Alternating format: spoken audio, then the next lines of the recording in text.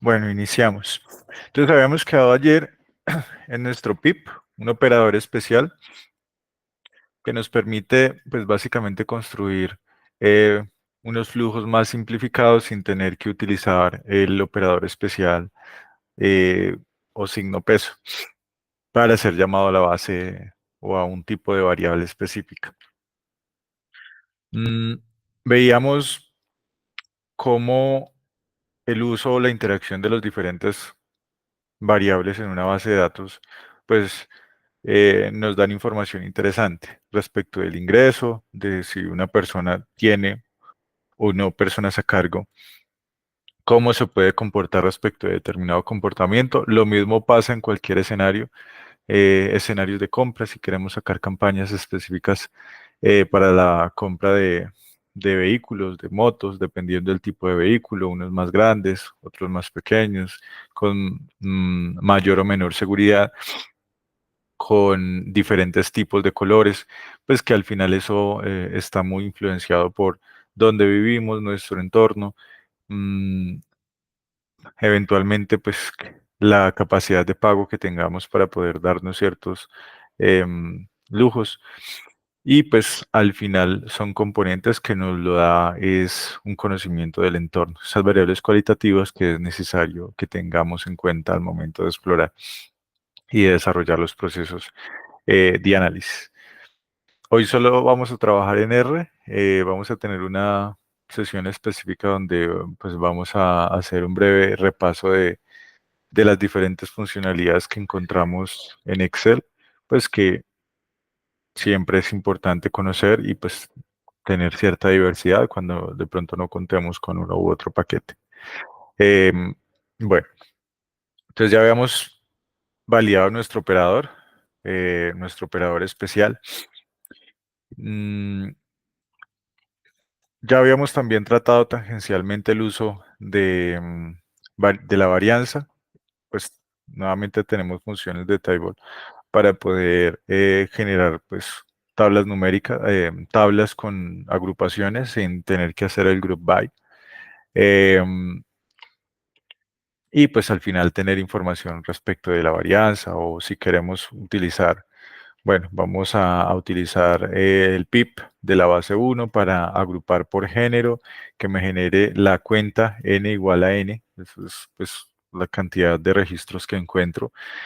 Varianza, que va a ser igual a varianza de ingresos, media igual a media de ingresos, y así sucesivamente podemos construir nuestra tabla de resumen, es como nuestro summary em, de, de datos, ¿sí? Aquí podemos construirla, entonces si queremos ver o hacer la validación que tanto o cómo se comporta género respecto de la cantidad, cuántos tengo, femenino, masculino, varianza, la media del ingreso o la media de los activos o del patrimonio, pues todo depende de lo que queramos hacer. Entonces, pues muy parecido a esto es lo que van a empezar a hacer o a construir dentro de su proyecto donde empezamos a construir, ¿sí? Empezamos a decir, bueno, tengo una base de datos, esto lo vamos a ver intuitivo, estable y fácil de calcular, que hay unas medidas específicas para hacer la eliminación de ruidos o de variabilidad que puedan tener los tipos de datos, pues eso dependiendo también de lo que queramos llegar a construir.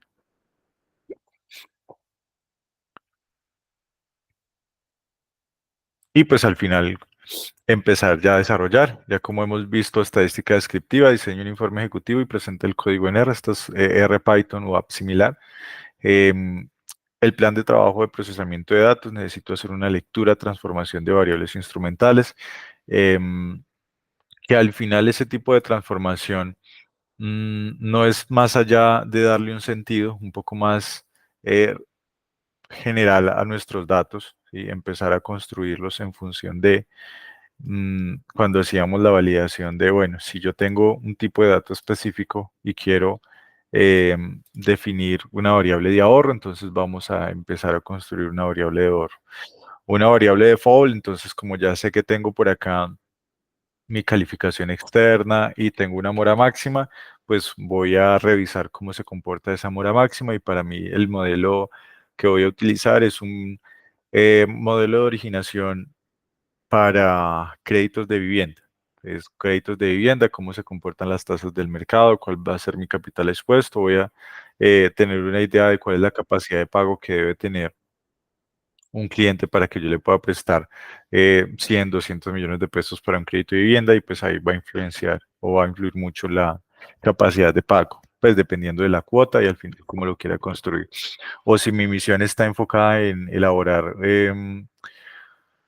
un score para determinar cuál es la capacidad de ahorro, pues también si tengo la capacidad de pago, puedo calcular la capacidad de ahorro sin mayor problema. ¿Cuánto debería ahorrar? ¿Cuál es la propensión marginal que tiene el ahorro? Pues también la podría calcular sin ningún inconveniente.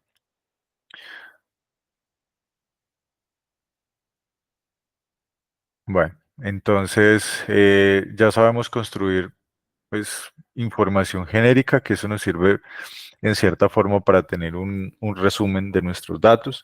Si queremos calcular, pues ya con la función de PLIR, pues podemos traer la librería de PLIR, podemos traer nuestra desviación estándar directamente, sin mayor inconveniente. Entonces podríamos sacar cuál es nuestra desviación estándar de cada una de estas variables. em, o simplemente la media y pues las funciones reservadas, que pues las más útiles van a ser media, la desviación estándar y si quiero sacar el coeficiente de variación, ya saben cómo interactúa la media, el promedio con la desviación estándar para poderlo sacar o simplemente con la desviación estándar que al final nos dice el coeficiente de variación o la desviación estándar para tener un número plano, em, cómo se estaría comportando esa serie de datos. Em, Seguimos repasando funciones, es algo que se aprende con la práctica y pues al final van a poder manejar sin mayor inconveniente, que es muy similar pues obviamente a la desviación estándar que nos trae de PLIR y pues sigma, pues que al final es el cálculo manual de lo que estaríamos haciendo con un SD.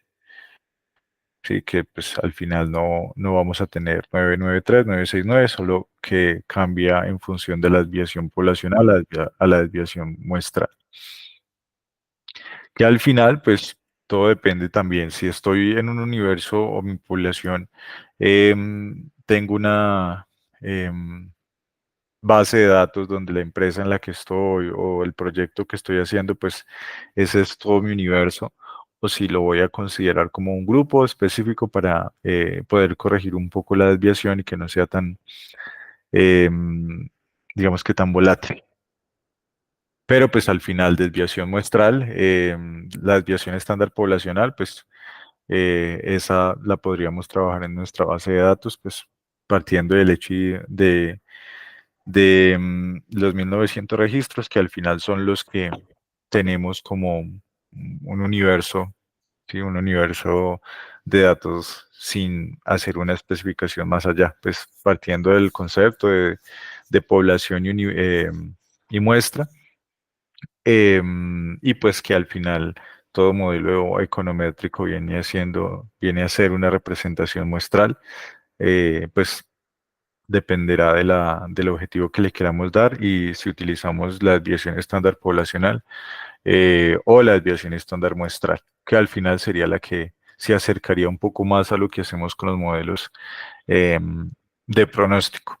Pero pues al final todo esto lo unimos y ya le damos un poco más de sentido cuando estemos hablando de Akaike y Strauss, que son unos eliminadores o unos criterios de simplificación que trabajan de forma un poco más global. Nada más que acá nos da idea para saber cuál es la varianza, la, qué tanto se aleja mi promedio de observaciones, que son 2 millones, 3 millones, respecto de los extremos. Entonces, no, por cada 3 millones que tengo, resulta que por encima tengo una lejanía de 5 millones de pesos.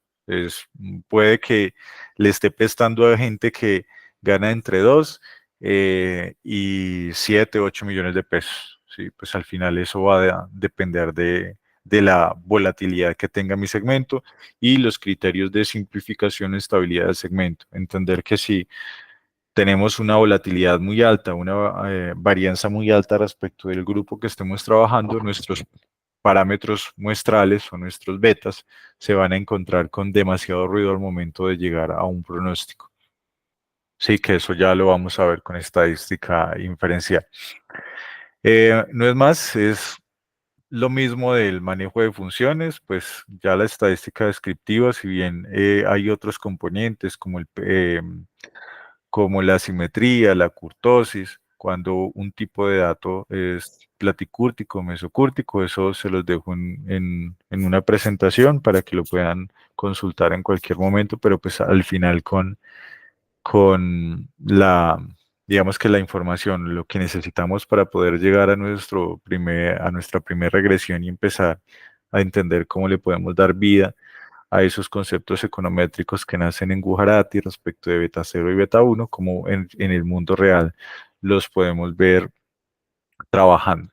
Y ya pues nos vamos enfocando en darle mayor complejidad y que incluso una regresión lineal simple eh, y su vertical de regresión lineal múltiple puede tener la complejidad que nosotros creamos. Y ya después de entender el concepto, poder irnos a técnicas un poco más avanzadas como los árboles de regresión y las mismas redes neuronales. Entonces, hasta acá ya hacemos un repaso de estadística descriptiva en su componente general para ya llegar a nuestro mm, base principal del curso. Les compartí hace unos minutos todo el código donde van a encontrar desde la regresión lineal, pues de pronto encuentran alguna excepción del código, algunas librerías que se muevan por mi versión 4.3.3, 4.3.4. De pronto las versiones que tienen pues ya están un poco más actualizadas, pero al final no se está citando o trayendo pues librerías que sean absolutamente nuevas, sino pues que la mayoría del concepto ya viene con RegNest, con el mismo uso de librerías, pues que nos permiten en cierta forma llegar Net, Caret, DevTools, el mismo Shiny en algunos casos, sin traer o pues darles una mayor complejidad. Y pues ya vemos el uso un poco más avanzado de lo que son las redes, cómo construir las funciones y cómo podemos llegar a desarrollar funciones de eliminación, que esto pues como tal son limpiadores de código, limpiadores de base de datos, pues que se encargan de depurar la información. Si nos entregan un tipo de dato o identifican qué tipo de datos, si estamos ante un integer o estamos en un string. Y pues al final nos va a hacer un tipo de simplificación y de lectura que pues nos va a ayudar a correr nuestras regresiones y nuestras redes neuronales cuando estemos ya en esa etapa. Pero para llegar allá, pues arrancamos del concepto primario de la econometría, que quizás de aquí en adelante parte todo lo que vemos en econometría, lo que hoy vemos también en series de tiempo, cuando vemos los ARIMA, los ARFIMA, los ARTASH, los GART y los modelos autorregresivos, que pues en principio también tienen cierta base en todo lo que son pues digamos que la naturaleza de todo modelo está en función de un promedio. Aunque nos parezca una medida simple, el promedio es la génesis de muchas de las bases que nosotros hoy podemos tener para construir cualquier tipo de proceso o de modelo. Incluso la génesis de los mínimos cuadrados ordinarios, pues es un promedio.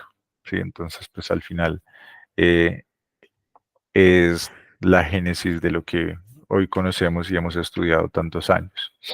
La misma, las mismas expresiones de Cobb-Douglas, las expresiones que veíamos en los operadores de la proposición marginal, el KP, KT, el K punto, que pues se empiezan a construir o a dibujar en función de medias poblacionales, pues que pasan y se traslapan a medias muestrales y pues todo lo que implica la econometría, que hoy en día en Colombia específicamente solo existe un programa especializado en econometría, fue de los primeros que viene de la Universidad Externada y los que ya han evolucionado más como posgrados a nivel de maestría en inteligencia artificial.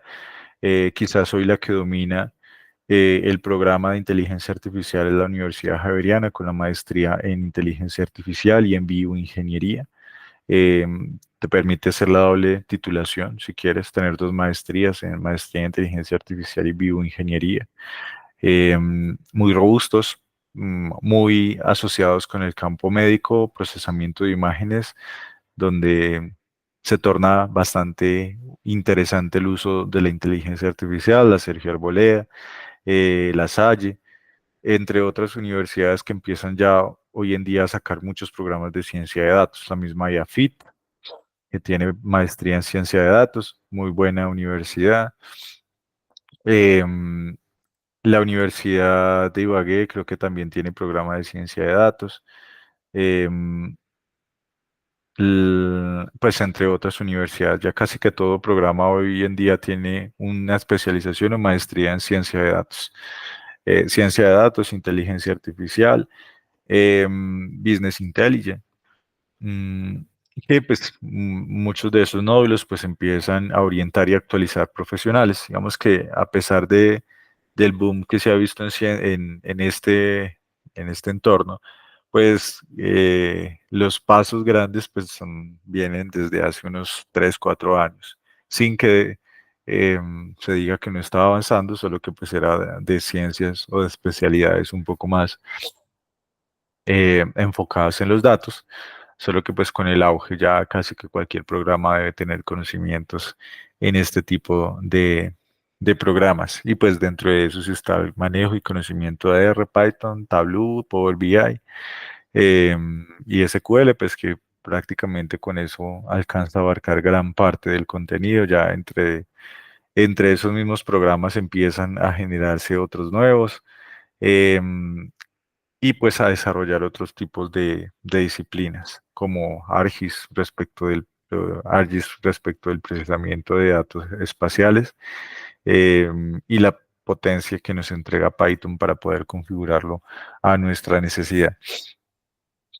Bueno, entonces arrancamos con nuestra primera regresión, eh, que pues ya también la hemos pasado, hecho en algún momento de la carrera. Sí, Ana. Profe, disculpe, es que ese script creo que tampoco lo envió por correo o yo no lo tengo. Lo envié hace como antes de empezar la clase. Mm, no me cargan o no sé. Espera, miro si sí. Entonces ya chequeamos. Hay uno que se llama 01 plano R, pero sí es muy diferente. Mira, es que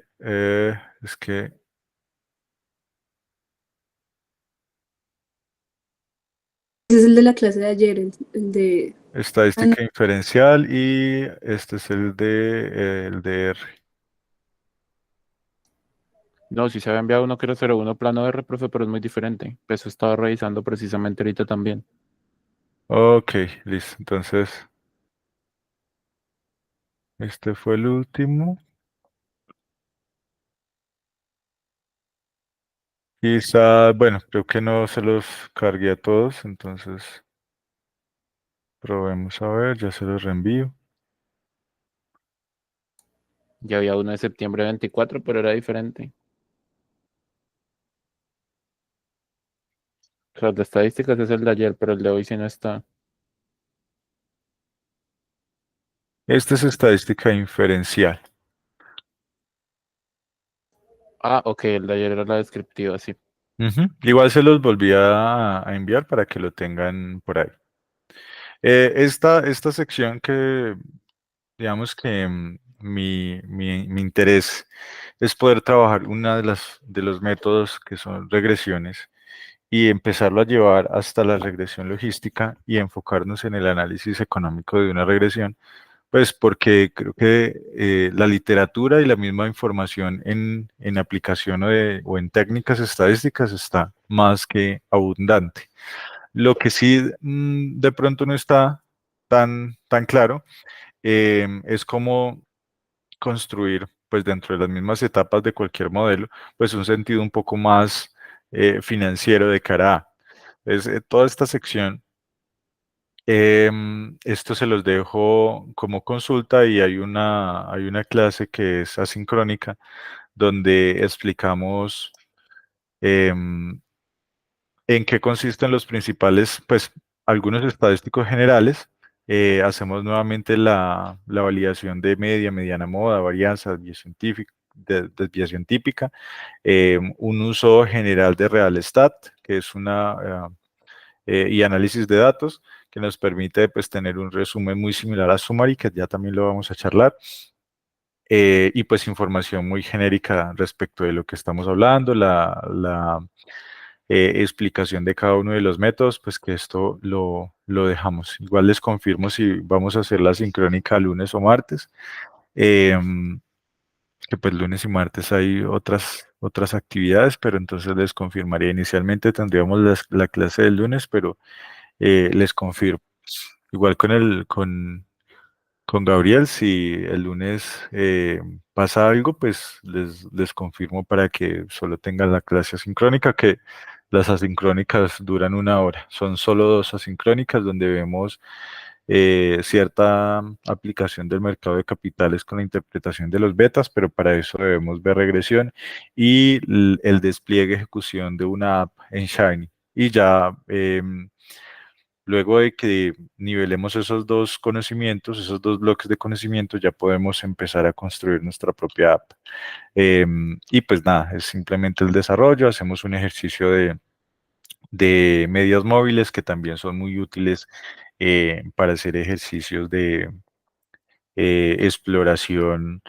Digamos que le damos un peso mucho más significativo a aquellos variables o observaciones que se encuentran al final del tiempo. Eso es diferente el moroso que está hace 2 meses al que tuvo mora hace 24 meses, pues porque ya se niveló, consiguió trabajo, mejorar sus condiciones, pero digamos que es un material que se ha venido construyendo para que lo tengan y pues les quede de consulta hasta cierto análisis de los GARCH, una aproximación a GARCH y una pequeña introducción a IQ Option que les permite pues tener un reflejo de lo que es las operaciones de mercado de capitales, entender un poco los indicadores y más allá de que se trate de que acá se van a hacer multimillonarios, es que la misma aplicación les entrega les explica los indicadores desde los osciladores estocásticos hasta las medias móviles. Entonces me parece importante que lo podamos charlar. Pero pues ya después de que nos nivelemos en ciertas líneas de conocimiento. Bueno, ya deben tener nuevamente a los que de pronto no les había compartido el correo, ya deben tener el código que es estadística inferencial y pues vamos por nodos. El último nodo es una línea específica de redes neuronales y el quinto, que es el que más me gusta, es el de llevar todo esto a algo bonito. ¿Sí? Es un uso un poco más didáctico. Pero tiene más código, entonces es paradójico porque se ve más chévere, pero tiene más complejidad a nivel de la programación. Bueno, vamos a hacer el llamado de base de datos 1. Vemos la base de datos, pues que igual es de plano R, es el CSV,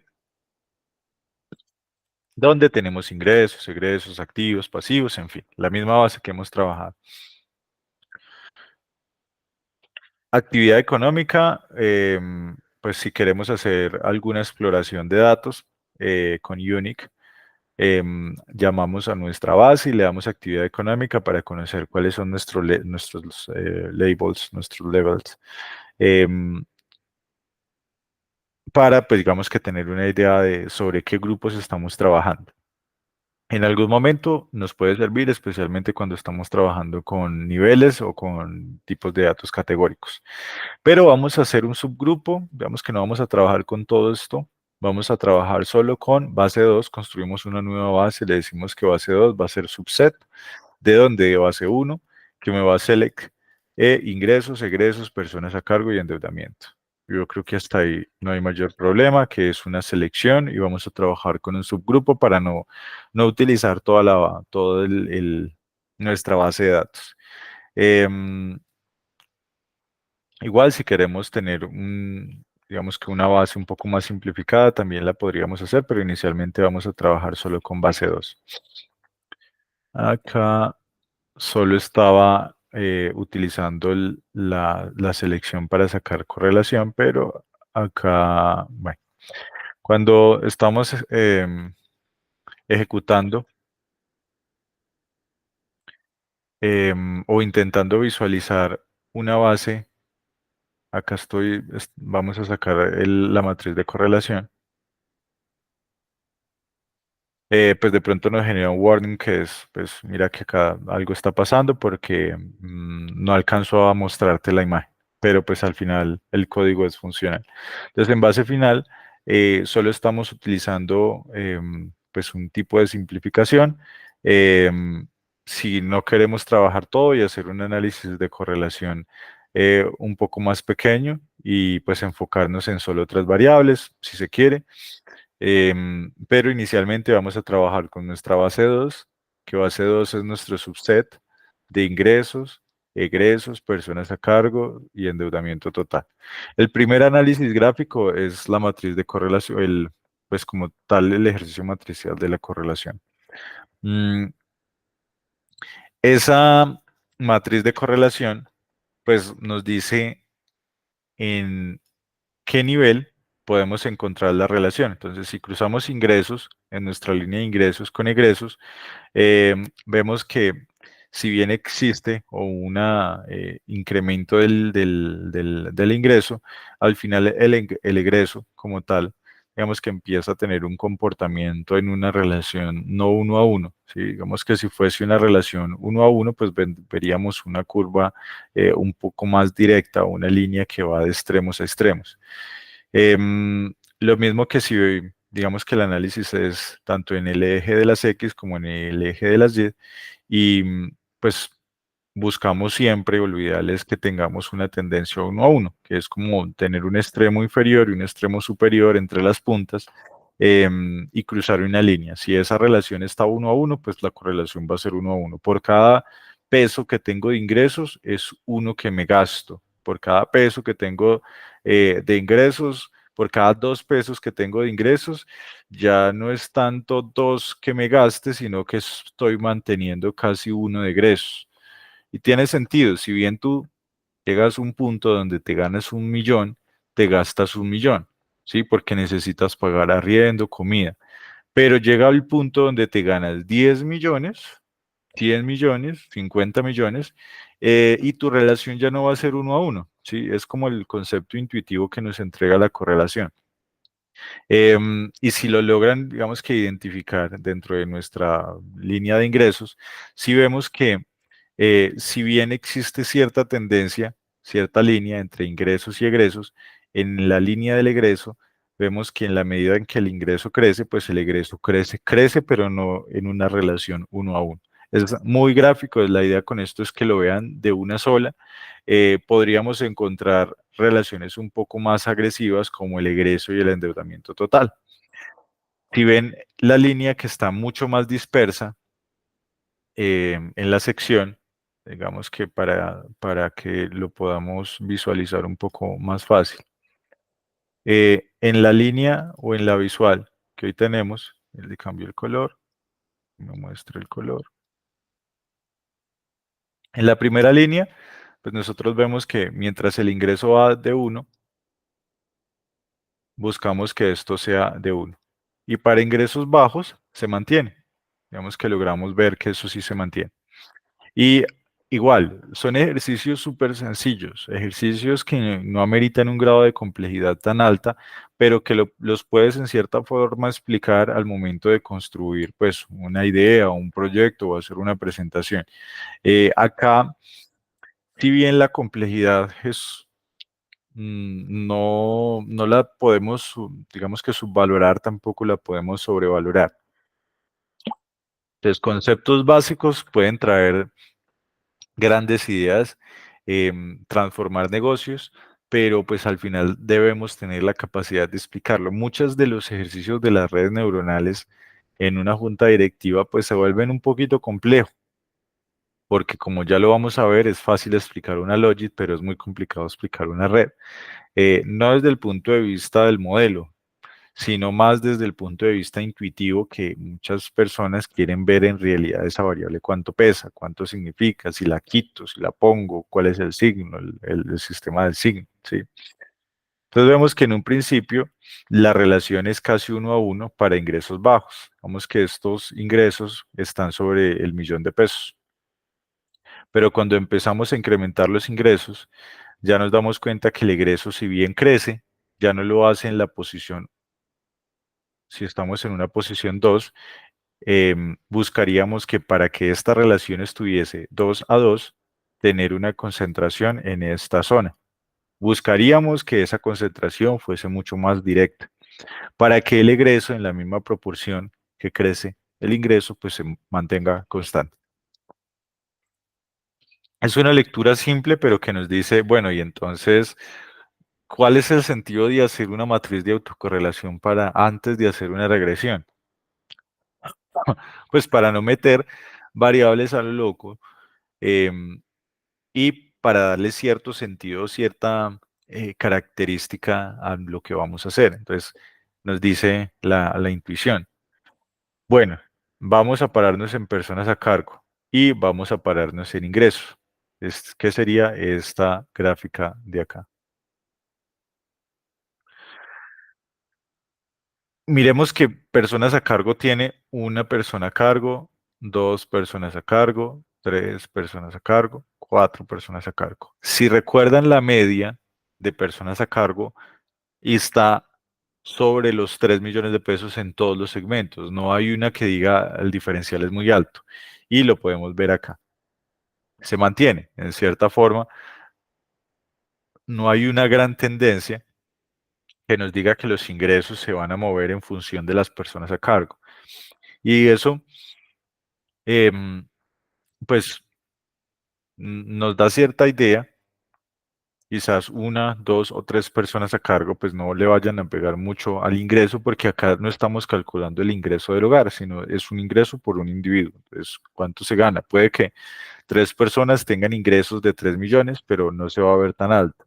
O puede ser que una persona tenga ingresos muy altos, otra muy baja, y pues al final eso en grandes números empieza a acotarse. Nos toca, y siempre debemos tener en cuenta, la importancia de los grandes números. Sí, y eso también lo dice, digamos que, bueno, podemos utilizar un chi cuadrado para garantizar si una muestra es significativa o no, pero de cara a la regla de la experiencia, si tienen más de 1.000 datos, es útil utilizar un modelo de regresión.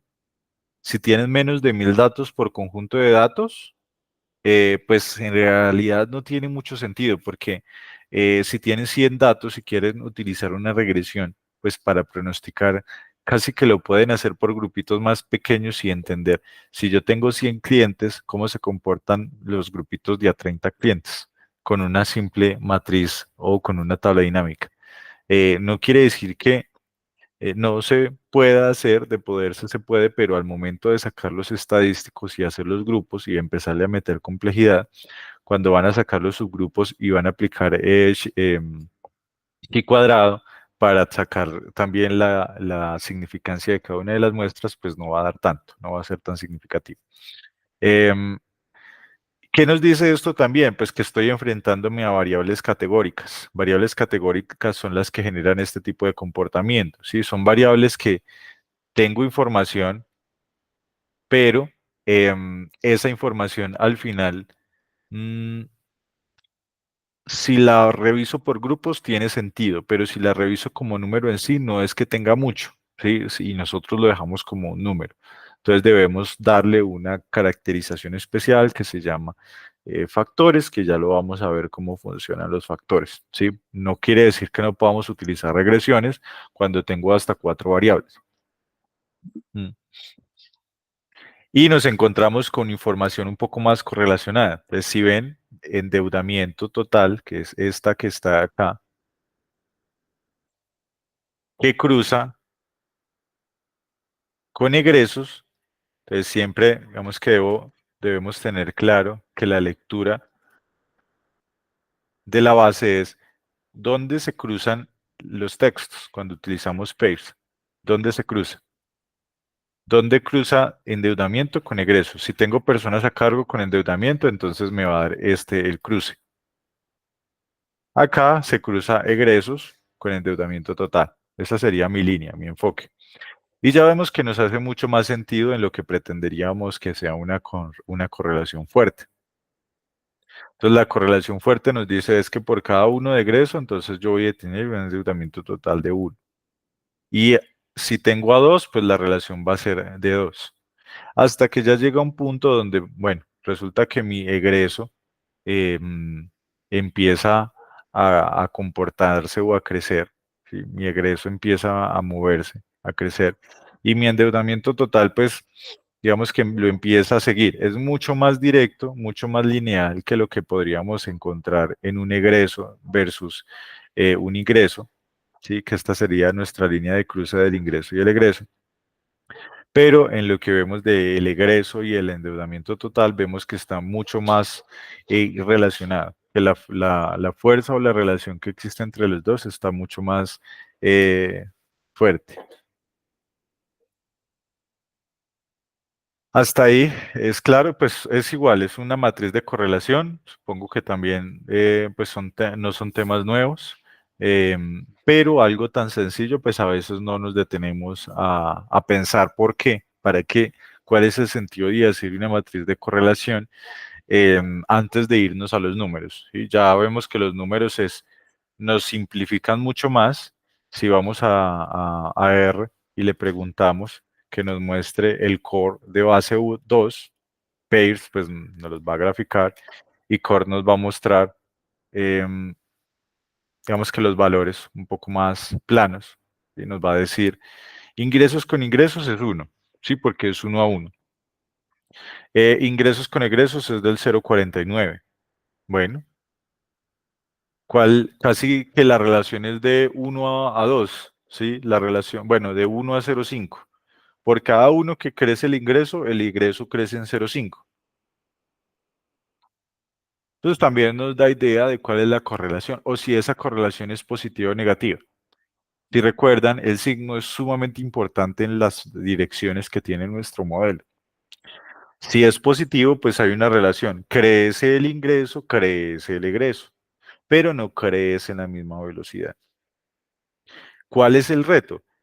Que no necesariamente existan bloques de crecimiento, y acá estamos hablando de un promedio. Puede que exista un bloque de 2 a 3, de 0 a 3 millones que tenga una velocidad, una correlación eh, del 70%, mientras que más de 3 puede que la correlación sea apenas del 30%. ¿Sí? Más de 3 millones, relación de crecimiento, porque si ya lo vemos, existe una tendencia diferente en la matriz de correlación de pairs. Entonces, si nosotros vemos que existen, digamos que ciertos átomos o ciertos grupos que se comportan de una forma diferente, pues también nos dan idea para decir dónde puede estar la concentración. Es si empezamos a desmenuzar nuestro ejercicio y vemos que no, resulta que egresos e ingresos hay una concentración muy fuerte en un ratio bajo. Sí, hay una base que se comporta de una forma muy agresiva y existe un plano, pero existen unos datos que se empiezan a mover de una forma muy marginal y que me pueden estar generando ruido. Entonces tengo que hacer una eliminación de los datos extremos. Que para eso existen técnicas, podemos utilizar la caja de bigotes y hacer una eliminación, pero pues obviamente todo va a estar en función de qué es lo que quiero, cómo quiero configurar mi modelo para así mismo poder definir escenarios mucho más precisos. Conceptos sencillos, conceptos que no son de la NASA, conceptos que nos dan mucha información sin entrar todavía a darle una gran complejidad numérica al asunto, ¿sí? Conceptos que nos ayudan a entender. La correlación o la matriz de correlación nos enseña a construir modelos. ¿Cómo van a seleccionar las variables? Primero, ¿qué quiero? ¿Quiero deuda o quiero crédito o quiero mortalidad o quiero siniestros o quiero ventas? ¿Qué quiero? Entonces nos empezamos a hacer las preguntas de qué variables me definen mi modelo, cuáles son mis variables X y mis variables Y. Todo el curso que nosotros, bueno, que se ve normalmente en pregrado, está muy asociado en desarrollar o entender los conceptos teóricos de cómo funciona una regresión, de cómo puedo construir en cierta forma em, un modelo. Me quedo acá. ¿Cómo puedo construir un modelo? Pero también es importante identificar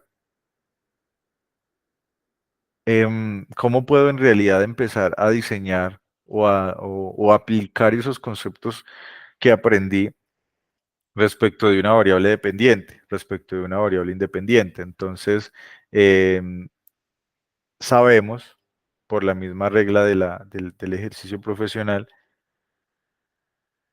que esto es lo que vemos, esto es lo que nos enseña. Tenemos un modelo matemático y un modelo econométrico que al final pasa a ser de parámetros poblacionales, que esto son parámetros poblacionales de entrada por regla general, poblacionales. Y cuando pasamos a un ejercicio de pronóstico o de regresiones, nos vamos a parámetros muestrales. Esos parámetros muestrales al final son los que empezamos a construir. Pero entonces, ¿cuál es nuestra finalidad? ¿Cuál es nuestro objetivo? Entonces, si nuestro objetivo es crédito, debemos empezar a sacar nuestras variables de crédito. ¿Sí? ¿Cómo construir variables de crédito? Entonces, si mi objetivo uno es vender, es otorgar créditos. Entonces, ¿qué variables voy a necesitar para otorgar créditos? Pues lo principal es que necesito personas que tengan capacidad de pago. Voy a necesitar capacidad de pago. Voy a necesitar a personas que tengan colaterales o lo que se denomina garantías. Sí, que tenga vehículos, que tenga bien raíz, que, bueno, que tenga buen hábito de pago. Nos interesa conocerlo porque le voy a prestar plata que se va a demorar para pagar un par de meses. Entonces, eso hace que tengamos que ver el hábito de pago. Y antes de empezar a definir las estructuras matemáticas o si voy a aplicar una transformación logarítmica, porque resulta que las variables se empiezan a mover mucho, antes de eso, lo que dice la regla o lo que ha dicho Basilea y lo que dicen la mayoría de modelos es que intente evitarle la complejidad lo más que pueda a lo que esté haciendo sin que eso le quite rigurosidad técnica. Entonces, si vamos a construir un modelo de crédito, ya sabemos, si nuestro objetivo es el ahorro, pues también vamos a construir un modelo que nos diga si mi objetivo es el ahorro, entonces, ¿qué variables debo tener? Pues debo tener un concepto también de capacidad de pago porque me interesa saber cuántos me pueden ahorrar 1.000.000, cuántos me pueden pagar 200.000 para saber qué ofrecerles o cuánta tasa de interés les puedo pagar o cómo los puedo motivar para que me ahorren o no me retiren la plata. ¿En qué segmentos de mercado? Eso también es importante. ¿Qué segmentos? ¿Dónde está la plata? ¿Dónde se mueve el dinero? ¿En qué segmentos de mercado? Y detrás de eso empieza a formularse las hipótesis. ¿Sí? Lo mismo que puede pasar si nuestro objetivo es construir un modelo de siniestro, ¿sí? De fallecimientos. Entonces podemos validar antecedentes, podemos validar grado de escolaridad incluso, podemos validar las zonas donde está, zonas donde vive o en qué zonas ha permanecido por más de 5 años, las últimas zonas. Eso nos da indicios de qué tipo de agua, qué tipo de clima, ¿sí? Qué tipo de entorno, cómo se rodeaba. ¿Mm? Para al final llegar a esto y empezar a darle un sentido numérico. ¿Qué variables tengo? ¿Qué información tengo? ¿Cómo puedo empezar a construir nuestro modelo? ¿Y para qué sirve todo esto? ¿Para qué sirve construir un modelo de riesgos, un modelo econométrico, un modelo estadístico? Pues sirve que si nosotros encontramos que nuestro N, de todo eso que tenemos atrás, nuestro N, es un universo de 1 millón de clientes, ¿cuánto tengo para gastar? ¿Cuál es mi poder, mi capacidad de gasto? ¿Qué más quisiera yo que colocarle un asesor que estudie día a día el comportamiento de pago, los ingresos, certificados de una persona para prestarle 1 millón de pesos? Entonces, no. Y ahí es donde viene todo esto. El modelo es funcional cuando lo puedo estandarizar y resulta que de ese 1 millón de clientes, 800.000 tienen crédito de 2 millones de pesos.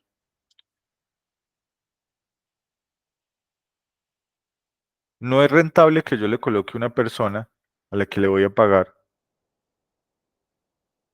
2, 3, 4 millones para que lo estudie, sino que prefiero decirle a la máquina que le pago 2 centavos y le preste. Y claro, tengo que equilibrar y tengo que decir cuánto me gasto yo para poder originar 80.000, para originar en 80.000 clientes 2 millones, cuánto me gasto. Si lo estandarizo, si saco un modelo matemático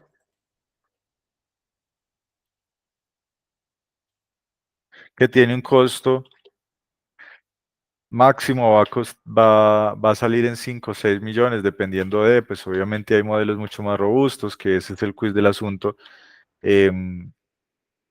pero pues prefiero pagarle a un científico de datos, a un economista, para la construcción de un buen modelo, que le realice mantenimiento, que me genere originación y que me coordine la fuerza de ventas,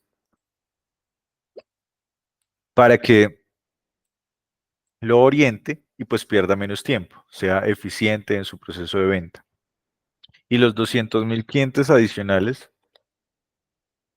que también les voy a otorgar un crédito, pero en lugar de 2 van a ser 20 millones, pues acá utilizo un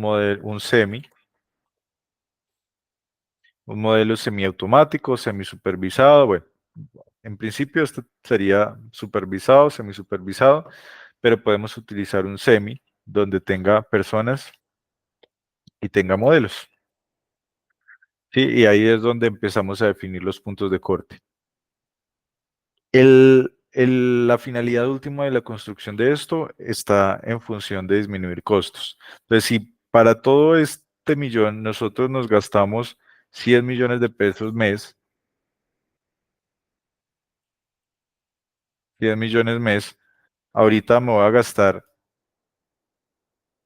lo que inicialmente le puedo estar pagando a una persona hoy los científicos de datos, pues depende, ¿no? De la empresa, están entre 6, 7, 8, 9 millones. Em, a pagar 10 y paso a pagar 10.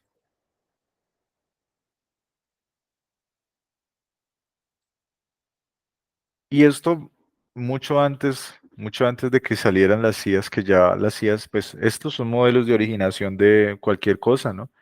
Em, ya hoy las IAs pues se metieron a planos de elaboración de cartas, elaboración de documentos, responder chats, hacer análisis de información. Si antes necesitaba un departamento de 20 personas transcribiendo o en procesos de traducción, que creo que es el vivo ejemplo, si antes necesitaba 10 o 20 personas para traducir un libro, hoy incluso ya han superado los principales eh, eh, traductores que pueda tener cualquier país, o al menos en lugar de tener 20, tengo a los dos mejores, me ahorro lo de 18 y consigo una IA que me realiza la traducción sin que se canse, sin que falle, o al menos me diga dónde tiene dudas y dejo las dos personas para que realicen control, pero no van a tener que entrar a hacer todo el trabajo.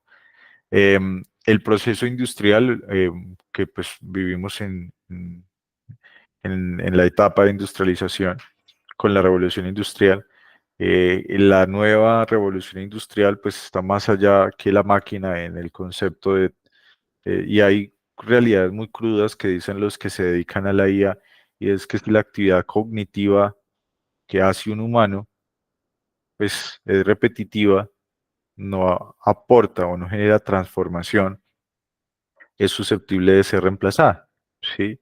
Y eso implica traducciones, implica digitación, implica em, sistemas un poco más de resolución de PQRs, elaboración de demandas, elaboración de escritos sin alto grado de complejidad. Y pues al final eso nos da muchísima más estandarización. El monitoreo de cámaras con visión artificial para encontrar placas o para encontrar personas que también se utilizan ya en algunas latitudes, o en el mismo caso del parqueadero que cuenta y registra las placas de los vehículos con una precisión minuciosa, y eso hace que el flujo de vehicular sea mucho más eficiente respecto de la asignación de cupos que ya existen, y muchos proyectos, muchísimos proyectos asociados con la optimización.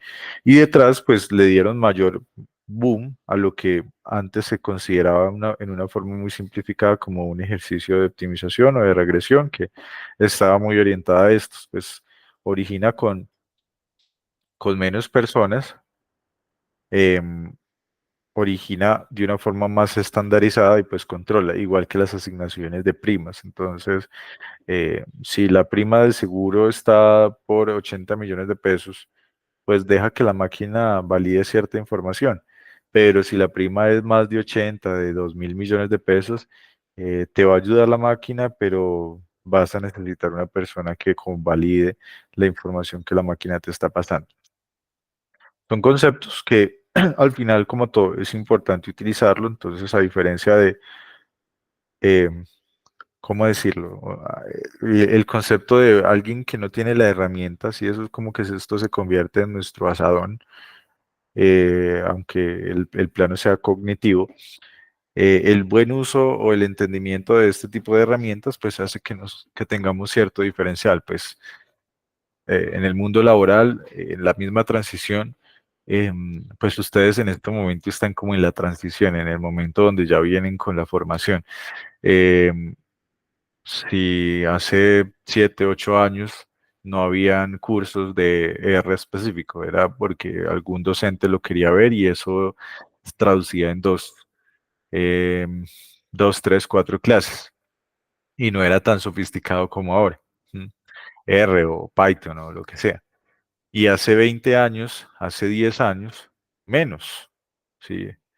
Hace 15 años ni siquiera, si acaso Stata, para los ejercicios, y SPSS, que SPSS, algunas empresas todavía lo utilizan, pero porque los líderes que están allá utilizaron SPSS, que pues también es mucho más intuitivo de cara al uso y a la asignación de ciertos tipos de modelos, pero el código nos permite configurar y la personalización a muy, muy alto, altísimo nivel, o en términos de programación a muy bajísimo nivel, que es como el mayor detalle. Alto nivel es como más general, como esta idea, y muy bajo nivel es lo que podemos ver como el código hexagesimal. Y pues eso nos permite configurar colores, aristas, dimensiones, grupos, subgrupos, que ya no nos demoremos tanto, sino que todo funcione como un reloj. Entonces se vuelve útil o interesante. Entonces, al momento de construir ese tipo de variables, información como los ejercicios de correlación, pues nos empiezan a decir, bueno, en esta tabla de core vamos a sacar algo para que la gente ahorre o gaste. Listo, ahorre o gaste. Entonces resulta que yo voy a buscar los extremos. Voy a buscar lo que más se aleje de cero. Entonces, egresos están en el 50, está bien. Personas a cargo, uy, como que si no hay tanta relación, no hay uno a uno, es casi como que eh, es aleatorio, sí, no está tan definido, es casi que es constante, sí, no se va a mover mucho. Em, bueno, egresos con ingresos se da la vuelta y va a ser lo mismo, 49,39. Eh, lo mismo podemos ver, acá vemos ingresos con endeudamiento total, nos dice, ve, la persona que más se gana, pues también tiene cierto rendimiento asociado con el endeudamiento total. Personas a cargo, pues igual, sigue moviéndose, pero no tanto. Entonces, en principio nos dice, no, pues la más fácil es tomar ingresos con egresos y con endeudamiento total, ¿sí? Que hay cierta relación entre ingresos, endeudamiento total, ingresos, endeudamiento total con egresos, hay como una triangulación entre ingresos, egresos y endeudamiento total. Si abrimos todas las variables, pues vamos a tener más relación, si le metemos activos, si le metemos el total, el ahorro contractual o los aportes o lo que sea. Selección de variables, ahí estaría. ¿Y cómo la clasifican? No, pues ya sabemos que debe estar para que nunca se les olvide, ¿no? Pues busquemos extremos, ¿sí? Busquemos extremos. Sea positivo o negativo porque nos sirve. Ah, es que es negativo, nos sirve. Desde que sea un extremo y se aleje de cero, nos sirve. ¿Cuánto se debe alejar? Pues igual, aplicamos la misma vertical, pero a la inversa del coeficiente de volatilidad. Aquí nos interesa es que se aleje, que esté muy cercano a uno. Pero si está por encima de 20, de 30, de 40, no es despreciable y lo podemos utilizar y probar para lo que estemos haciendo. Y ya las otras variables, pues las empezamos a chequear, pero nos da cierto indicio, cierta información para poder construir, para poder construir. ¿Cómo ejecutamos una regresión lineal simple en R? Pues simple. Con mod, con LM, utilizamos nuestro, bueno, corremos nuestro modelo, ingresos en función de egresos, utilizamos el operador especial para que nos permita decir en función de, sí que es una pestañita nada más, y pues lo ejecutamos. Vamos a tener la salida en mood, en format coeficiente para que pues nos quite la información asociada con los datos o las notaciones científicas. ¿Y qué nos vamos a enfocar por ahora? Nos vamos a enfocar en nuestros interceptos, que ya los transformamos en notaciones ordinales para que se vean más fácil. Nuestro p-valor, de hecho acá nos dice que 3 es muy cercano, los 3, bueno, ya de entrada es una notación hexagesimal que va a 16 ceros, una notación científica que va a 16 a 0.00 a 16 caracteres. Entonces, esto va a ser muy cercano a 0, 0.0000000000002. Sí, va a ser muy cercano a 0. ¿Cuándo nos vamos a restringir o a preguntarnos si en realidad ese parámetro es estadísticamente significativo? Es decir que, y cuando también no vamos a, digamos que ahondar mucho en la interpretación de cada uno, pero mm, ¿cómo o para qué sirve el cruce y por qué siempre hablamos de p-valor? Entonces este PR, que es una prueba asociada en la tabla de T-Student, en resumidas cuentas nos dice, yo tengo un intercepto, yo tengo una serie de parámetros. En este caso, tengo ingresos y egresos. Yo estoy diciendo que en el 100% por cada 100 observaciones que yo tenga, la probabilidad que una de esas observaciones sea cero es casi que cero, ¿sí? En la mayoría de las veces que yo entregue un resultado, va a ser un valor diferente de cero. P-valor que siempre nos decía, ¿no? Pues que teníamos la hipótesis nula, la hipótesis alternativa, ¿sí? Teníamos la H0, H1, que siempre tendríamos que reforzar la idea de que esto fuera estadísticamente significativo y pues movernos entre H0 y H1. Hipótesis nula, hipótesis alternativa.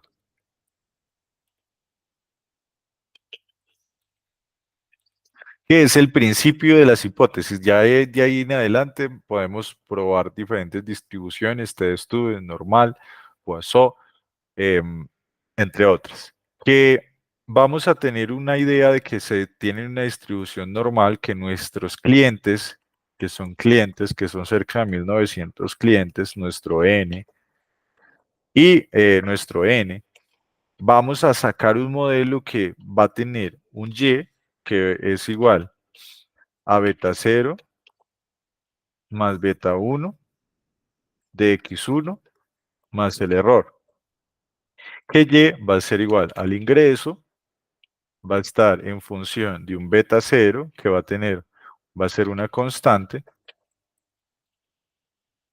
y un beta 1, x1, que beta 1 va a ser un parámetro que va de 1, que esto va desde 0 a 1, y lo voy a multiplicar por mi valor del egreso. Más un error. Bueno, internamente se hace el ejercicio del error, que digamos que la idea es que esto me dé una relación de 1 a 1. Pero si no me da 1 a 1, me da 1, que esto es igual a 0.8. Lo que hace el error es que lo nivela. En resumidas cuentas, eso es lo que hace nuestro error, nivelar. Siempre es una igualdad. Se debe respetar la igualdad. Bueno, listo. Entonces, tengo N clientes que tienen una estructura matemática, una estructura de pronóstico en nuestros parámetros muestrales. Tengo una igualdad que debo respetar y tengo un pasado por fuego que es cómo garantizar que esto sí sea relevante para nuestro análisis. Y lo que dice esto es que para cada observación de n, que n es igual a 1900, en el 100% menos el error o la prueba em, el test de nuestra distribución t. Digamos que lo podríamos asumir como 0.00000, acá vamos hasta 2, para lo que nos dio. Esta es la probabilidad que tendría que al menos una de estas observaciones sea igual a 0. ¿Y qué pasa que esto sea igual a 0? Pues si es igual a 0, nos dice que X no explica a Y, o al menos no lo explica en esa variable. ¿Sí? Puede que el modelo en conjunto lo explique, pero al menos en esa variable no lo explica. No es tan, digamos que tan complejo, y esto es muy resumido a lo que detrás de esto está la demostración de T y de P-valor, pero siempre nos vamos a encontrar con P-valor. Y siempre nos van a decir un P-valor por debajo del 0.05 es el que debemos validar.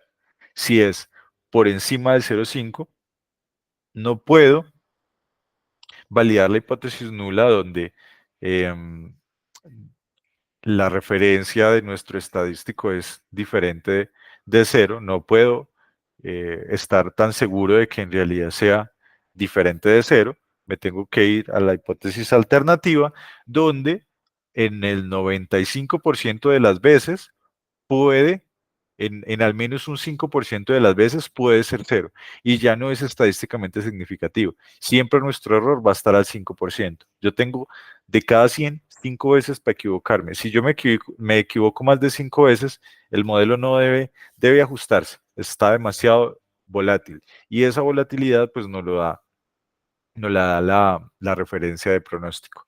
Entonces, que nos quede muy claro que cuando tenemos un ejercicio de un p-valor o de un, digamos que nuestro p-valor para las 1996, acá nos entrega el resumen cuando hacemos el summary, nos dice que es de 2.2 global en conjunto. Quiere decir que si aquí tuviéramos más variables, si aquí tuviéramos egresos, acá tuviéramos activos, ¿sí? Que sería la misma expresión. Todos juntos explican. Pero si una de estas en nuestra prueba de significancia es mayor a 0,5, pues no es relevante. No es relevante. Ahora, puede pasar que si, en el ejercicio práctico encuentren cruces entre p-valor y la intuición. Puede pasar. Y ahí es donde se deben preguntar si la selección o establecimiento de los supuestos del modelo, no los supuestos estadísticos, sino los supuestos del modelo, pues en realidad son buenos, son fuertes o no. Entonces nos quedamos con la interpretación del p-valor, nos quedamos con el p-valor global de nuestro modelo. Ya sabemos que tenemos una distribución de los residuos y nos quedamos con esa información. Ahora, ¿qué más queremos tener? Qué más nos interesa saber? Digamos que hay dos máximas, ¿no? La primera es que el modelo sea estadísticamente significativo y para eso lo valido con nuestro p-valor, nuestro p global, eh, para tener una idea de cómo está. Y el R cuadrado, que el R cuadrado es este R cuadrado ajustado, siempre es el R cuadrado ajustado, aquí simplemente hacemos una transformación donde sacamos el cuadrado. El R cuadrado ajustado nos dice el poder que tiene estas variables en sí para explicar este ingreso. Que es lo mismo como si acá tuviéramos, este es un R cuadrado del 80%. ¿Sí? Siempre veámoslo así, para que sea un poco más didáctico al momento de entender. Este es un R ajustado. Pero si yo tengo que cumplir con esta igualdad y resulta que está en el 0.4 y acá está en el 0.60, es decir que este es mi R cuadrado, este es mi R, este siempre va a ser mi R y este va a ser mi error.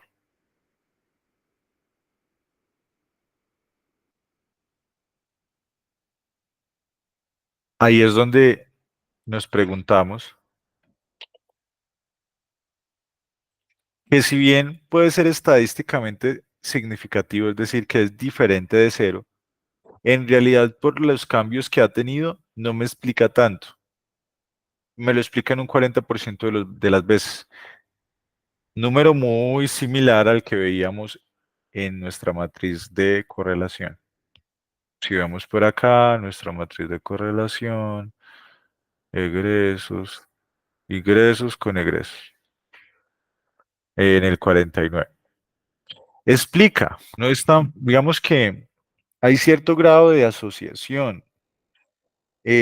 Si se mueve el ingreso, se mueve el egreso, se mueven los dos, pero no se mueven de una forma tan directa. Entonces, voy a tener un intervalo de pronóstico muy grande.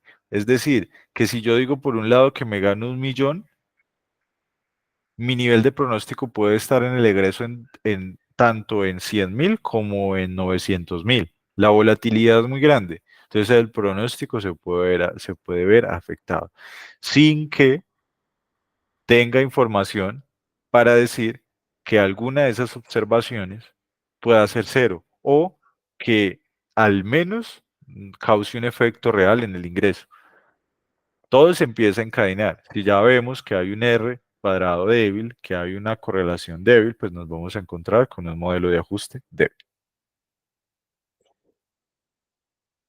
Bueno, vamos a tener la notación, el intercepto y el egreso. Mm. Vamos a sacar los predictores y vamos a construir nuestra línea. ¿Qué estamos haciendo acá?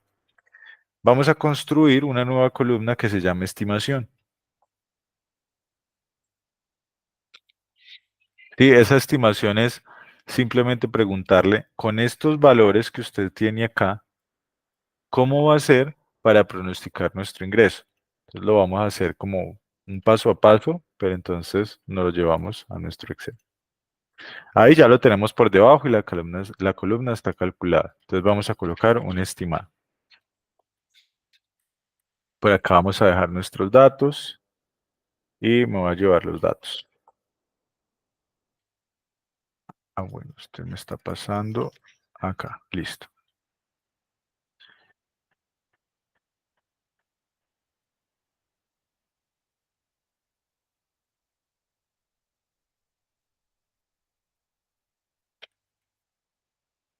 ¿A qué debemos llegar? Sí, ya sabemos que esto es simple de cara a las formas de cálculo, ¿no? Y es que debo tener una expresión que sea igual a y, lo que ya habíamos visto, beta 0 más beta 1, x1. Y va a ser mi ingreso, entonces va a ser y estimado de mi ingreso.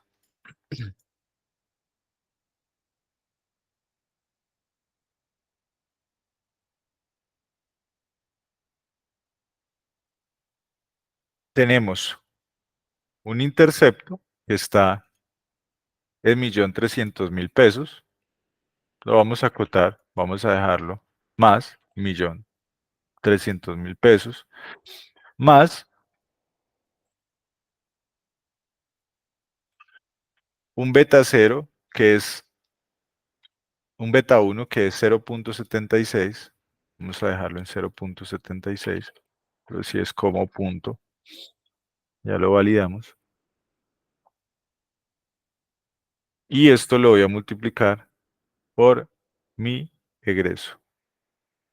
Por acá teníamos el egreso.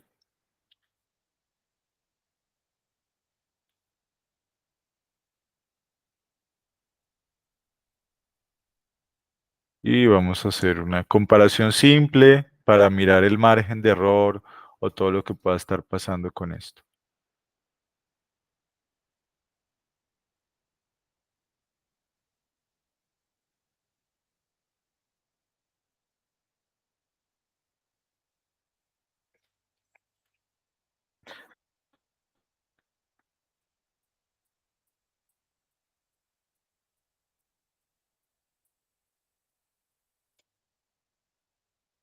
Una regresión simple.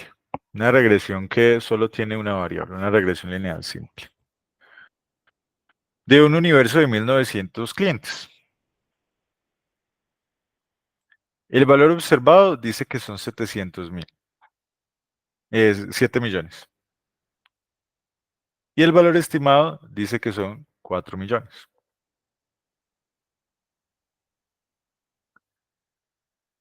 Estos 4 millones van a estar muy asociados con nuestra querida desviación estándar y le van a pegar mucho a nuestro promedio. Van a estar sobre los 3 millones. Pero yo acá tengo un margen muy grande. Entonces, si vemos, si nosotros empezamos a agrupar o a sacar un promedio de esto,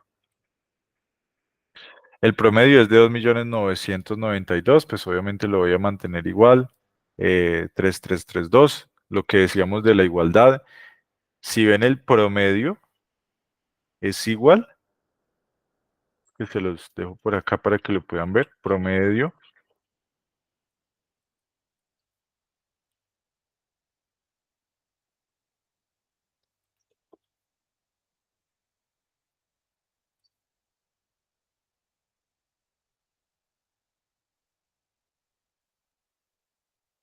Nuestro promedio es igual al promedio simple de nuestro valor observado. Y acá estamos haciendo el valor estimado. Entonces ya se puedan dar cuenta que al final la igualdad siempre se cumple y que el principio de una regresión es un promedio. Entendiendo que con los datos de un universo de clientes que se comportan de forma aleatoria en cierta forma, que tienen crédito o que tienen determinada actividad económica, hay diferencias respecto de los extremos. Entonces, resulta que esto es demasiado bueno explicando los que están muy cercanos al promedio. 2.200.000, 3.100.000. Si nosotros por acá sacamos la diferencia de nuestros valores estimados y nuestros valores observados,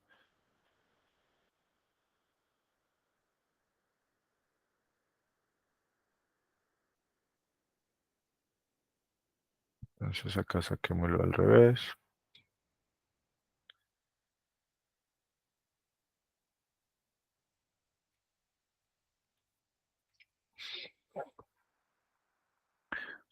Cuando tenemos valores más altos o más extremos, pues empezamos a ver cierta volatilidad. Igual pues dentro de los datos globales no lo vemos tanto.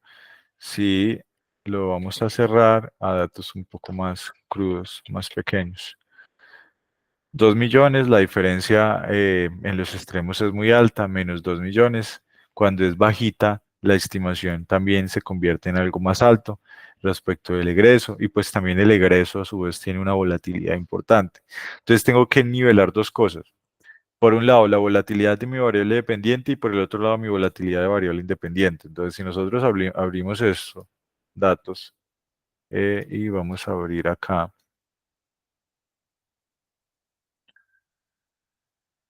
Vamos a traernos, este es del ingreso, vamos a abrir acá ingreso y acá vamos a dejar el egreso. Vamos a hacer lo mismo con el egreso.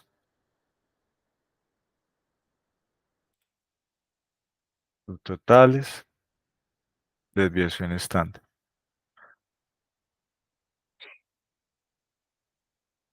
Los dos se mueven harto, vamos a sacar nuestra desviación de ingresos y egresos.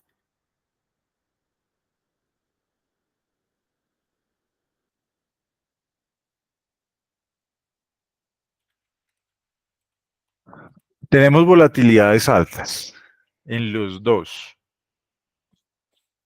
Al momento de estimar uno en función del otro, pues vamos a tener que equilibrar dos péndulos que están de extremo a extremo. Si alguno de esos se desnivela, pues va a ser que la varianza y el nivel de poder de ajuste pues se ve afectado.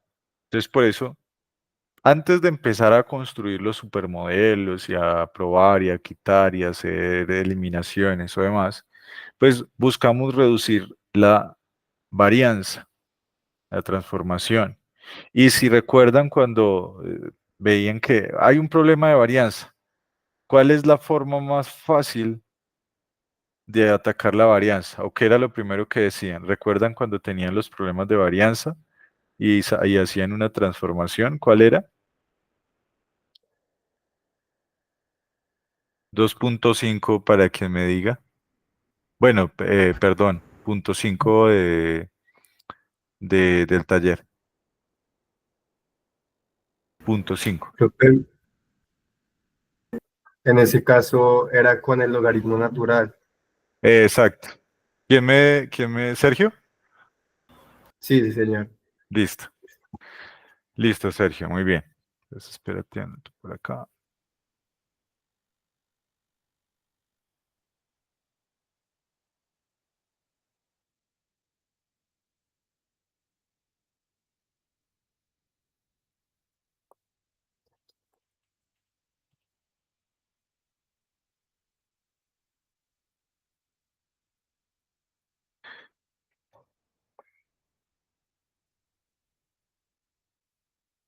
Listo, sí, efectivamente el logaritmo natural, bueno, y en sí la estructura de los logaritmos lo que hace es que nos quita dimensión, ¿sí? Y pues más allá de la transformación, también el concepto es más sencillo de lo que parece.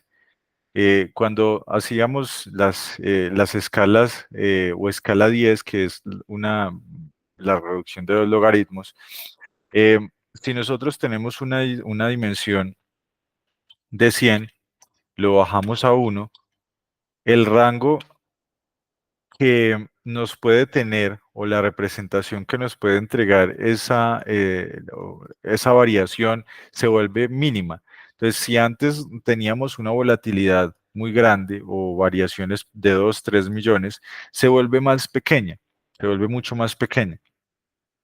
Sin embargo, si aplicamos una transformación de logaritmo, tiene sus pros y sus contras. Sus pro estadísticamente son dables, porque si yo quito la dimensión, mi volatilidad, lo que yo busco es que eso se reduzca casi que en una escala del 0 y 1. No necesariamente va a llegar a esa escala, pero sí me va a reducir. Pero si yo tengo extremos, clientes que se ganan 1.000 millones, debo en cierta forma encontrar qué es lo que pasa con esos clientes o forzar en cierta forma la escala, que pues ahí tenemos los índices escalares que más que los logaritmos, digamos que en el ejercicio práctico, cuando tenemos dimensiones tan grandes y no queremos pronosticar la plata, hacemos una reducción de escala.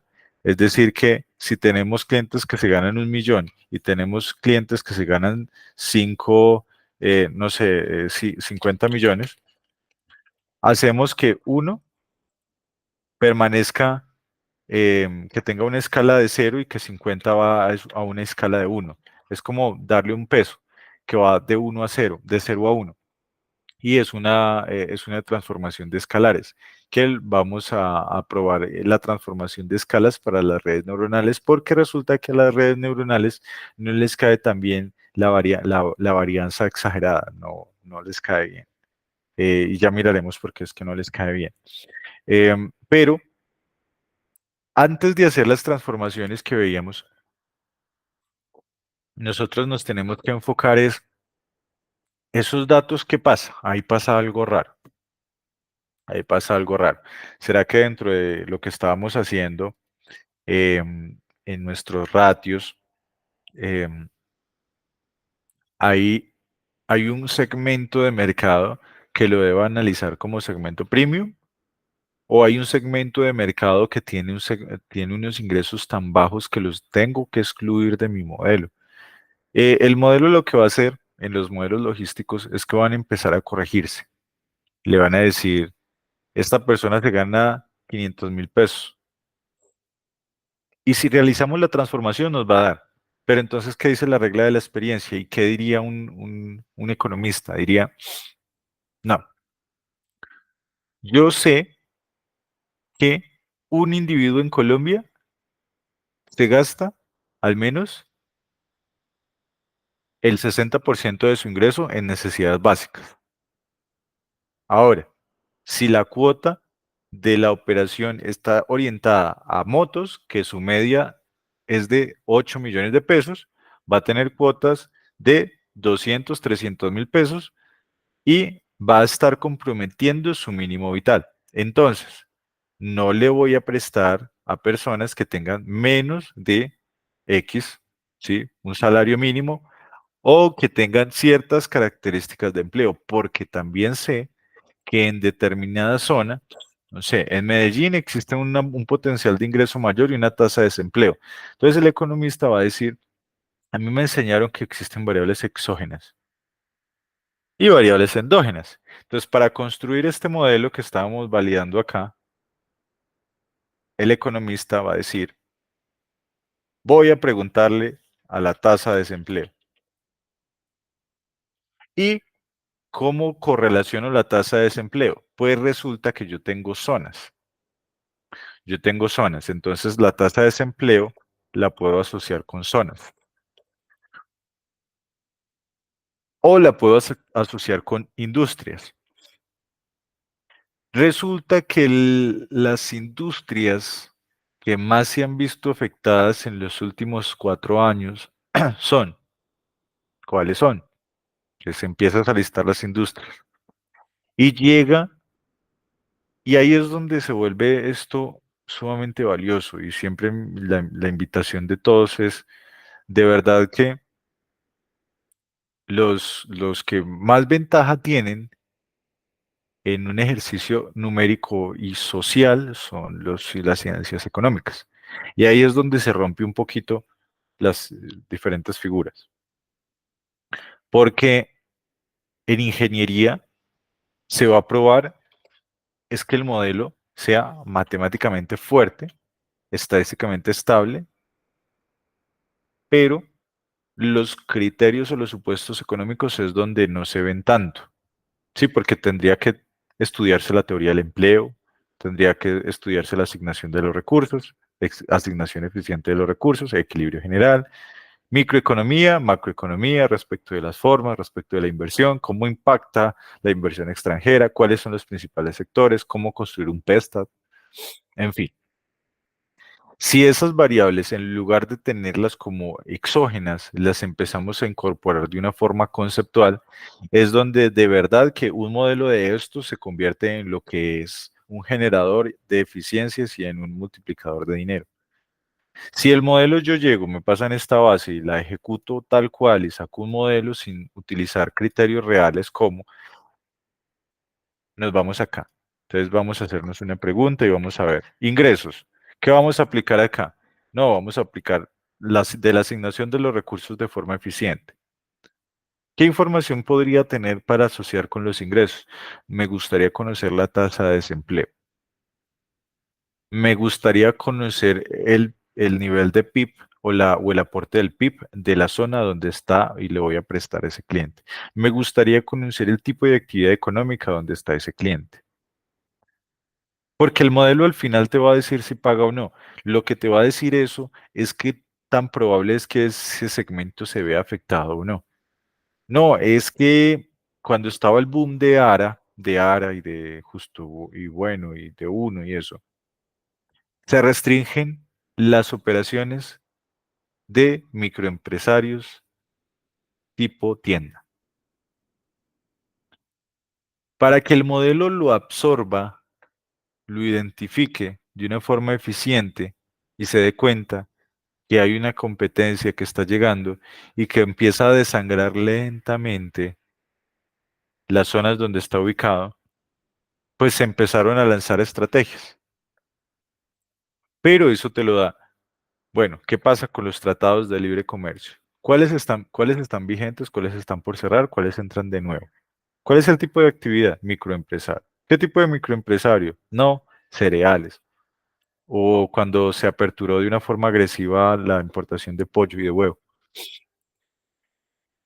Ah, bueno, no, es que se abre el Tratado de Libre Comercio, vamos a tener el TLC y vamos a tener una apertura y hay ciertos ciclos cambiarios. ¿Qué tan fuerte soy en los ciclos cambiarios y conozco las políticas y conozco las políticas internacionales? Si voy a sacar una provisión de cartera y una cobertura de riesgos, ¿qué tanto conozco la volatilidad de los mercados de capitales? ¿Cómo se está moviendo la inversión? ¿Qué tanto me está calificando Standard Poor's? ¿Cómo se está moviendo las principales calificadores de riesgo en los diferentes países? ¿Será que hay migración de capital? ¿Será que las decisiones de nuestro gobierno tienen impactos reales en las diferentes esferas de la economía en cuanto corto, mediano y largo plazo? Las reformas y el impacto que ha tenido el combustible, ¿cómo eso le puede pegar y cuál es la velocidad de que eso se vea corregido? Entonces, ahí es donde empezamos a preguntarnos cosas e incluso con la velocidad es donde nos empezamos a incorporar datos longitudinales y transversales. Y por acá tenemos egresos y por acá empezamos a meter datos longitudinales que sea B2 y acá voy a tener un lag de incremento en la gasolina. No, es que lo empecé a incrementar. ¿Cuál es el lag? En la mayoría de cursos de series de tiempo se calcula el lag. Es cuántos periodos de tiempo se necesitan para que el impacto de determinada medida sea significativo. No existe una corrección hoy, mientras que se hace la transformación y pasa eso a inflación, mientras que se acaban los lotes o el inventario y eso al final se transfiere y la velocidad de transferencia, como se mide cada 4 meses, está muy ligado a la forma en que se está midiendo la inflación. Entonces hay una, y cada cuánto y cómo se mueve hacia arriba y se mueve hacia abajo. Sabemos que la mayor cantidad o velocidad de corrección de los precios es al alza, a la baja no se mueven tan lento, tan fácil, entonces al alza estamos sobre los 4 meses máximo y a la baja nos demoramos un año. Entonces también nos da idea, ¿qué pasa si existe una corrección o una figura impositiva? ¿Qué pasa con las reformas tributarias? ¿Cómo identificamos nosotros y qué tanto estudiamos las reformas tributarias para construir modelos? ¿O cuál es la inversión que existe en determinada zona? Por eso, la mayoría pues, de empresarios exitosos, caso de Warren Buffett y de Bill Gates, se enfocaban en eso. Y las inversiones que han tenido esa gente han sido monumentales, las fundaciones que han creado. Pero sus preguntas son tan profundas ¿y cómo se mueve el mercado del carbón? ¿Y qué políticas públicas tiene? ¿Y por cuánto tiempo están? ¿Y qué pasa con el cambio climático? ¿Y qué dicen las organizaciones internacionales? ¿Y qué pasa con los incentivos económicos de los bancos? ¿Y qué pasa con la forma en que los inversionistas lo están percibiendo? ¿Y cómo se está moviendo la dinámica de inversión en los diferentes países? Y es un ejercicio muy profundo donde evidentemente los economistas se convierten en agentes muy poderosos para esto, pero todo eso lo unen con modelos reales que puedan transformar, por un lado, en técnicas, estadísticas, econométricas y de series de tiempo, con unas técnicas de medición muy fuertes, conocimiento del PIB, de las diferentes políticas públicas, conocimiento del mercado internacional, cómo hacen o funcionan los movimientos de remesas y pues demás cargas y al final tener como un cerebro analítico que pueda conectarse a estos sistemas y tener políticas de figura su inversión. Hoy se habla mucho de las ciudades inteligentes y de las políticas públicas, entonces qué interesante es empezar a chequear un economista magíster en inteligencia artificial enfocado en ciudades inteligentes, definiendo políticas que estén orientadas a disminuir los accidentes de tránsito. Porque tiene la herramienta, el conocimiento ya lo tiene. Ahora necesita movilizar ese conocimiento en estrategias y en figuras que yo no puedo analizar los mercados hoy, pero las IAs hoy en día lo pueden hacer. Hacer análisis chartista, hacer análisis fundamental, masivamente con bots que están entrenados y se convierten en un ejército de IAs. ¿Cómo funcionan ya muchos departamentos de inversión que tienen agentes analizando constantemente o al trading algorítmico? Algo tan sencillo como esto, calcular el egreso, ya lo calculamos, nos dimos cuenta que, y ahora, ¿qué nociones nos da esto? Estamos pronosticando el ingreso. Ah, bueno, listo, entonces nos dice, si el intercepto, que es estadísticamente significativo, que en el ejercicio económico no tiene sentido, pero que en el ejercicio estadístico lo tiene, si yo no gano nada, si yo no gasto nada, mi ingreso es igual a 1.300.000. Si no gasto nada. Bueno, tiene un ingreso base, pero necesita gastarlo en algo. O sea, eso está muy sobrevalorado y está muy en función de la media. Pero bueno, no te gastas nada, te ganas 1.300.000. Pero ¿qué pasa si te gastas 1.000.000?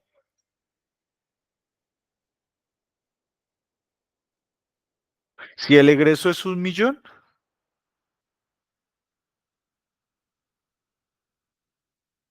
vas a absorber cerca del 70%, bueno, cerca del 80-76% de ese egreso. Y se lo vas a sumar.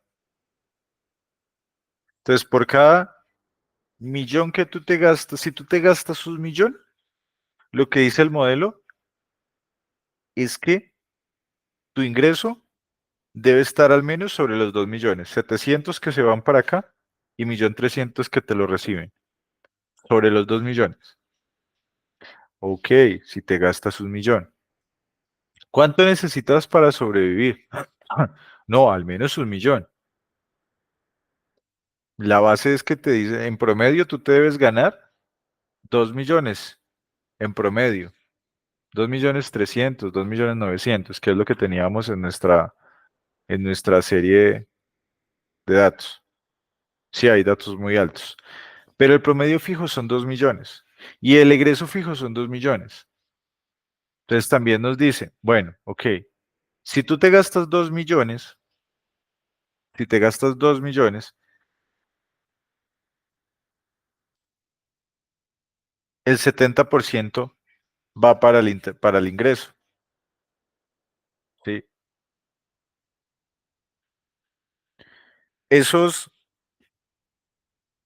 Ese millón, por cada 2 millones, ese 1.200.000, tú lo trasladas acá y te va a dar cerca de los 2 millones que 600, 2.700.000.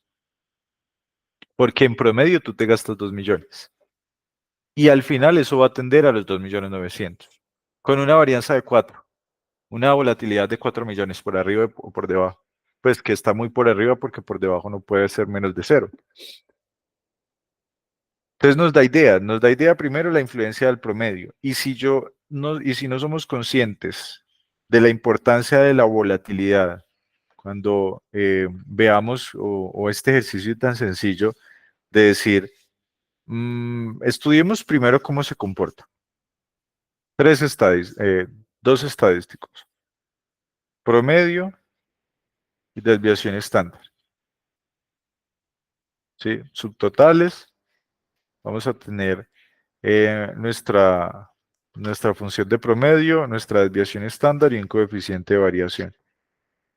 ¿Que es muy volátil? Bueno, es muy volátil. Entonces, si nosotros lo simplificamos y decimos, no, solo me quiero enfocar en un empleado público.